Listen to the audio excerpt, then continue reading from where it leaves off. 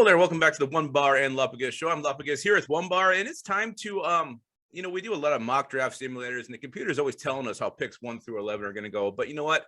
Screw that. It's time to put the human element to this. This is how Onebar and Lupagus, I did that backwards, Onebar and Lupagus see the top 11 picks shaking out, and we're going to figure out who's going to fall at 12 for the Vikings. Yeah, I can't wait. I hope it's a beautiful gift at pick 12. Before you know that, remember, subscribe to the channel, like the videos, here every damn day, talking Vikings. Hit that sub button. Boop, boop, boop, boop, boop, boop. Like, hashtag 7,000 for a chance to win Yeti mug, all that good stuff. You know what it is. So will you try to hit that button again? Boop, boop, boop. Tickles. Also, be sure it's that time of year. Send in your videos of you making your projection for the 12th overall pick.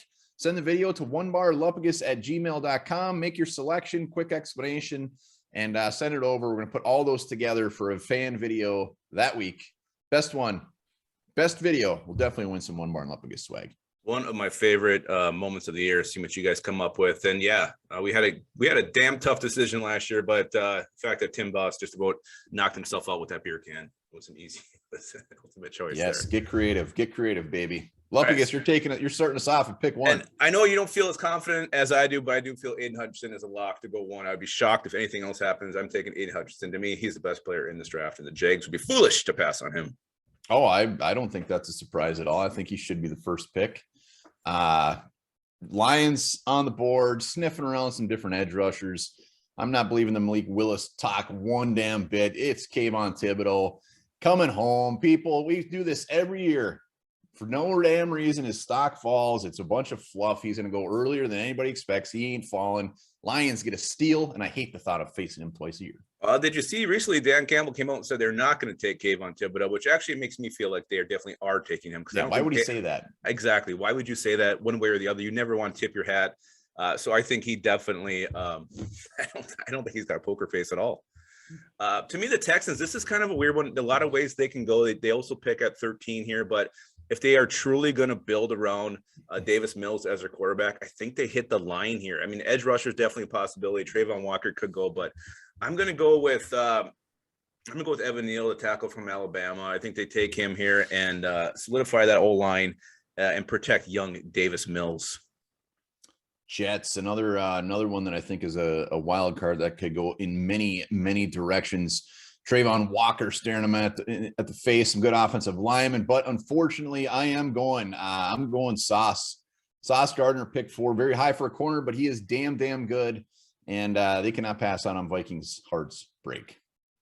Absolutely. So right here, this is an interesting spot for me. Pick 5 with the Giants because you got the Panthers sniffing behind them. Definitely need a quarterback. So a team wanting to move up to get the quarterback that they love. This is an ideal trading spot.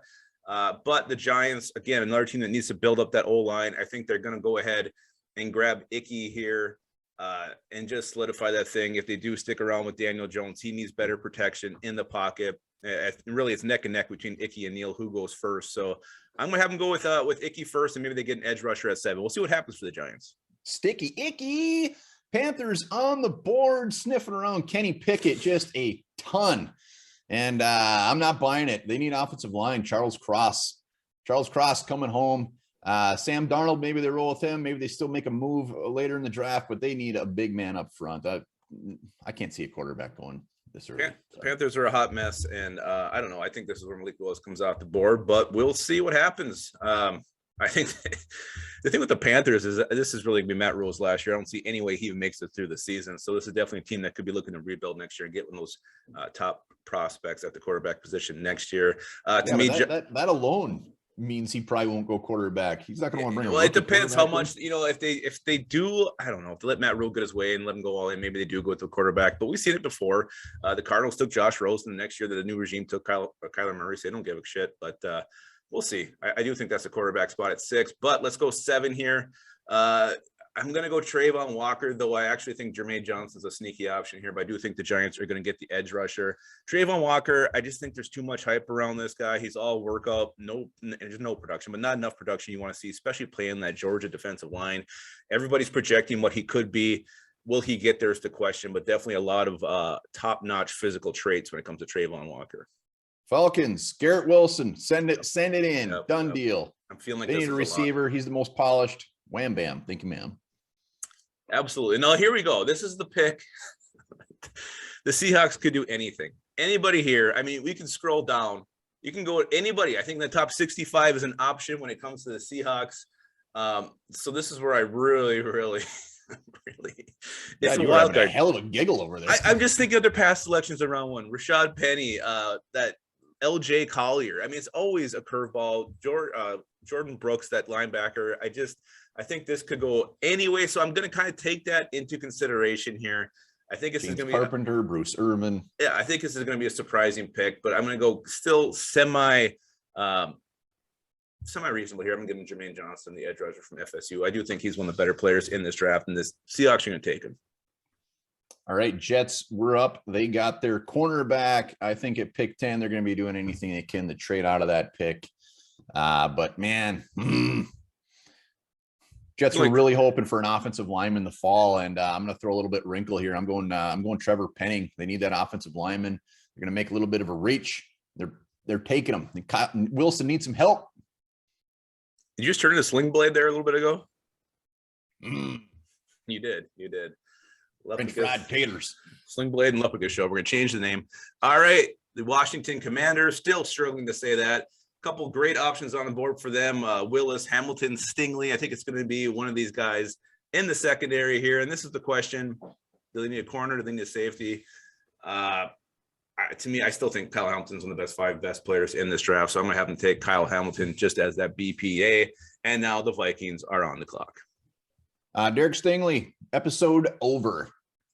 Yeah. Come on. If this is the way it shakes out, Derek Stingley has got to be the pick. There's no other guy even close to me wanting to take. Yeah, not only is he, a great player, but the fit is just so great with the defensive coordinator being our secondary coach. You got Patrick Peterson there, LSU alumni. Everything is just pointing to Derek Stingley being the Vikings pick here. And you look at the draft from a whole, I mean, it could definitely shake out this way we have 4 offensive tackles going in the top 10. Not out of the realm of possibility. It's these edge rushers. There could be an early run there as well. So I don't think, with the options that were there on the board for the Vikings, I don't think this is unrealistic at all. No, and I think Kyle Hamilton falling to 11. I think that's going to be Hamilton will be a wild card, a crazy ass pick. Not crazy. I mean, Penning isn't crazy, but it's definitely a reach. So getting a pick like that into the top 10, no quarterbacks taken though. No quarterbacks. There's not, and that's the thing. There could be none. There could be 2. It's one of these wild cards that's definitely in play on draft day. We'll see what happens, but I think the way this shakes out is definitely possible. And Derek Stingley falling to 12 is definitely not out of the realm of possibility. In fact, it's very likely to happen if you ask me. Realm word of the day. Let us know what you guys think in the comments. Where did we biff it? What would you have done differently? And which team really stepped on their dick? Yeah. If you have any inside info on what these teams are going to do, don't be afraid to share that either. #7000. And remember this, chocolate milk was invented in Jamaica.